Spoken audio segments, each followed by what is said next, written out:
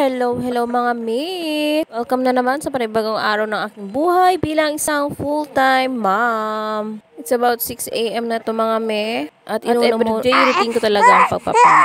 Ito yung araw, nag-duty na si Daddy. Itong babae niya ay umiiyak dahil gustong sumama. Partners talaga yan sila sa galaan. At ito nga ang baby namin. Marunong na makipagtawanan kahit 1 year pa lang siya.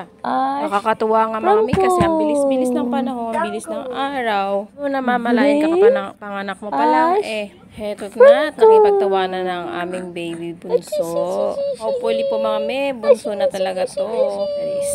Nakawala rin ng pagod pag nakikita mo yung baby mo na nakangiti at tumatawa na. Nagpapasalamat nga ako sa Diyos at sa araw-araw, kinakaya ko lahat ng gawain. Prepare ng pagpasok ni Kuya, pagpaligo ng aking toddler, at itong isa naman na bunso namin. So at this time po, tulog na yung aming falling toddler ko at pinapatulog ko na rin itong isa para makakain na din ako. So early din ako naligo habang hindi nagmumuryo tong dalawa. Toddler ko mga me, maaga talaga yan nagigising, sumasabay sa akin nagising sa 5 pa lang. At ito na yung bunso, nagpakarga na. Yan, gusto niya talaga yung ginaganyan siya para makatulog siya or